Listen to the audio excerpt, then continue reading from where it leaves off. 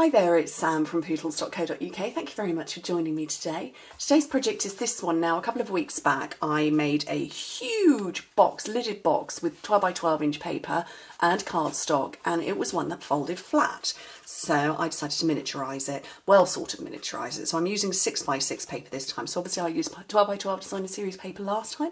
This time I've used a 6 by 6 stack, the Petal Garden, and exactly the same principle as before. You can build it, make it, fold it flat for storage in advance. It does fold completely flat like that, and so does the lid, including with the decoration on. So cool, love it. Okay, so I've made the smaller version for you.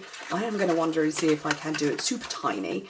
But same principle as before. So if you didn't catch that video, after this, go and have a look for it. It sort of negates the issue we all have with making a lidded box that fits snugly and securely and doesn't fall off. And we all have issues with that. You can make your cardstock, 1/16 of inch, millimeters smaller, or you can put, butt bars up on your scoring tool and things like that, and shims and what have you. Hopefully I've negated all of that issue now. And I think I've just put my ribbon back on upside down. Will not worry. But yeah, this is the Petal Garden with a beautiful shimmer ribbon. Label me Pretty Sweet. Love it. Or the bundle, I should say. Really, really, really nice. Let's do it in 6 by 6. Let's bring in the Petal Garden paper again. This time I've got Calypso Coral cardstock. And the sun is absolutely streaking through my office windows at the moment. You can see it on my hand, just down here in the bottom right. So I've actually had to shift myself that way by about 12 inches, about 30 centimetres, in order to not have sun. Loads of lines streaking. Oh look, there you go. If I put my hand up, you can see it's right across here, and I've got a sort of a weird blind thing going on. Right, so on the first side, so it's 6 by 6 inches, 15¼ by 15¼ centimetres, so you don't have to trim this down. 1½, 4½, and mark it at 3. Which in metric is 4 and 11¼ and you mark it as 7.62. Mark it at 3. So that's all your scoring lines done. We just need to put the marks in at 3. I'm sorry, my bracelet's rattly today. And same on this one, 1½, 4½, mark it at 3. So 4, 11¼ and mark it 7.62. Keep my hand up in the air so it doesn't jangle.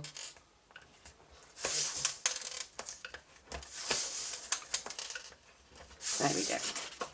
Let's move my scoring tool out of the way. And then we're going to bring in these lines. I'm going to do it on this one first, so hopefully you can see it. So I've got these little marks I've made at the 3-inch mark. They will bisect this cross here. And that's how we get the score lines in to fold it completely flat.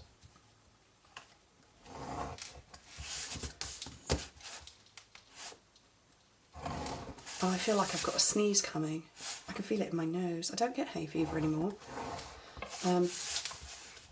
But as I'm filming this, it's currently hay fever season. And my poor eldest son and husband have badly travelled, but, I haven't had it for many, many years. That's not right. Let's try that again. I can't see. There we go. I couldn't see what I was doing. Doing my score lines in the wrong places. Let's see if I can see that a bit better. There's one there, there we go. Pattern paper's gorgeous until you try and score on it in really bad light. Well, great lighting, but sunny.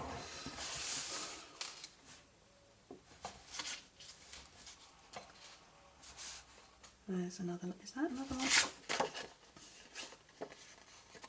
Is. I'm chattering to myself here, kind of forgetting that you're with me.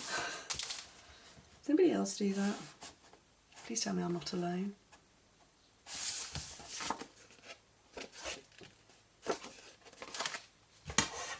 Really can't see these lines.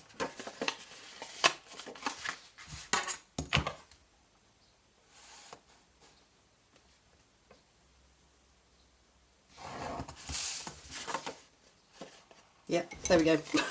That was hard work, wasn't it?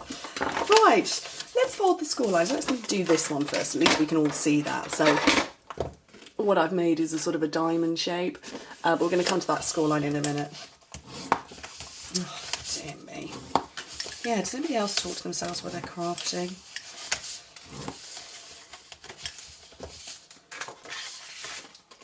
I talked to the cat when I wandered past her. I got hello, Fennel.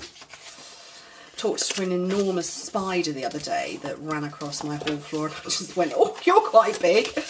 And then realised I was talking to myself as I scooped it out the front door and got it as far away from my house as possible. I'm sure it came back in 10 minutes later. Right, okay, so we're not going to worry about those diagonal lines for a minute, but we need to cut straight into that part there. So that's all of the corners. Get rid of one of them and just do a little sliver off the other. And that's so that when you fold it round, it's hidden behind here, so you don't get a, you know, there's nothing worse than a lump sticking up that looks like that. It's never good. So you just keep doing the same thing all the way around. So cut, snip, or actually technically cut, cut, snip. No sense to me. Yeah, I'm not good with the spider thing. And I was a bit surprised it was in the house as well. Oh, a bit early. But yeah, I actually spoke out loud to it like it could hear me. I suppose it's, you know, when you're home alone all day, every day, it's great conversation. So the lid, we're going to do exactly the same. And I'm going to have a bit of a play and see if I can do this in a rectangular box. Not all boxes have to be square.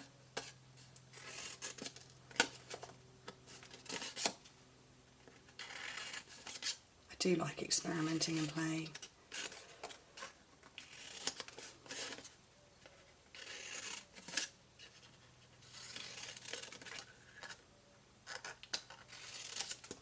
There we go, let's just, yeah, that not landed on the floor.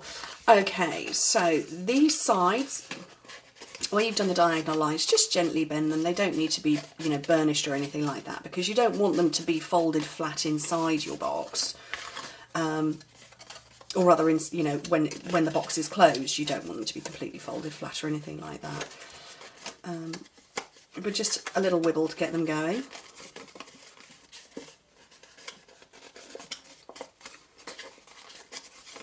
Final ones. And we can start gluing this together. So I'm going to take this one, and so I've got this kind of the wrong way round. So this is the box that's going to fold up, and I want that because I want these triangles uppermost, because you're going to run adhesive on those, and that's what's going to stick inside the box. And when you fold it round, that triangle is going to fit perfectly against this one. See? And because we nicked off at the top, no problem. Okay. Just seeing a big van pulling up outside. I really hope they're not going to ding on my doorbell. Don't think they're for me though. And then exactly the same on this one. So with the right side up, glue all your triangular tabs. Oh no, they pulled up outside my neighbour.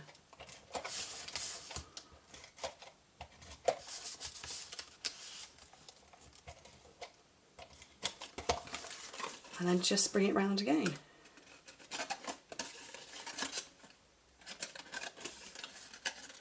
Can you imagine a stack of these at Christmas time?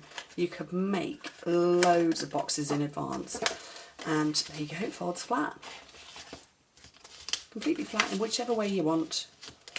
Whichever fashion direction you want it to go, it will fold flat. Love it. And the same with this one.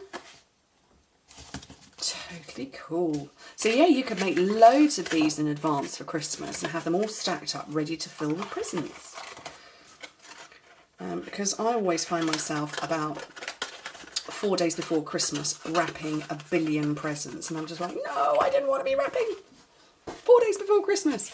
Right, so this has got Calypso Coral in it, so I thought I'd bring in the Calypso Coral ombre ribbon. which I've not had a bit of a go at yet. Oh, and I forgot to put my little handy holes in. You need is a small round punch and come into one of the corners. Not one of the corners, where one of the sides where you've got sort of a triangular peak, and that will just give you, it will help you when you're putting the lid on, or rather when you're taking it off, I should say. Why is that box flattening so much? I don't want it to flatten quite so much.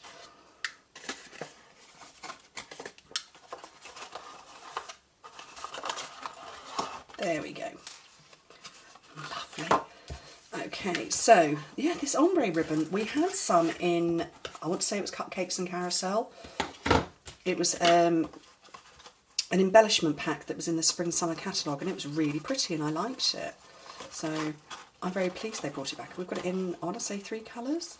I know Island Indigo is one of them, and I'm just looking along my rows, and Lemon Lime Twist is the other one. That's a slightly excessive bow, but that's okay. I tied it and it looks pretty. Okay, and then I've got a piece of Calypso coral. I haven't got any whisper wine. Let me grab some. Because now we're going to get this beautiful punching going on. So the Label Me Pretty Stampin' Punch comes as a bundle, and I love this label. It's gorgeous. So I'm going to stamp this lovely floral one first. And I'm going to stamp, oh, it's a different floral one. Oh, okay, we'll do that one. It's not the same as that one, but that's okay. Stamp it in Calypso Coral, but I'm going to stamp off first because I don't want it to be this sort of really bright orange. I want the paler colour, which is that one. Actually, I might need to do it 3 times. Oh yes, definitely 3.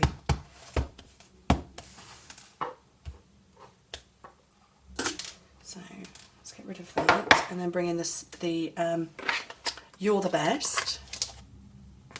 This one. I'm going to stamp down just once with this. I'm not going to stamp off because I want it darker. Punch this one with the 1 3/8 inch circle.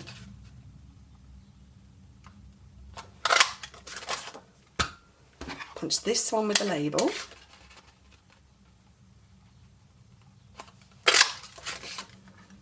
And 1 1/2 inch Calypso Coral, and then that will fit. Oh no, that's the wrong one. What comes after 1 3/8? Yeah, it is 1 1/2. Oh, I've got them the wrong way round. It's meant to be 1 1/4. Oh dear, let's do that again. I need this one as a 1 1/4. Oh, I've just smudged it.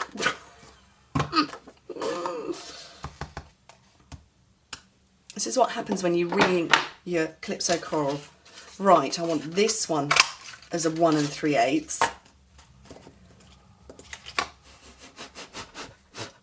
To blow it to dry it. This one as a 1 1/4.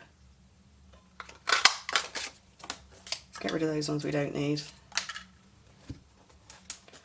And that will now fit over there. There we go, that's a bit more like it.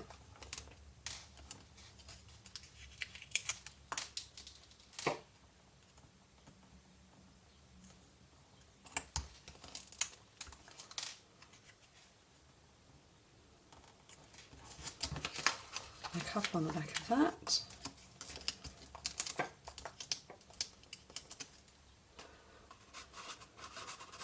Pop it on the front of my lovely little box.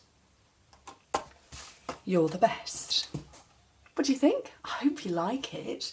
Anyway, I like the miniature version, love the big version, and I'm going to experiment to see if I can get some rectangular versions.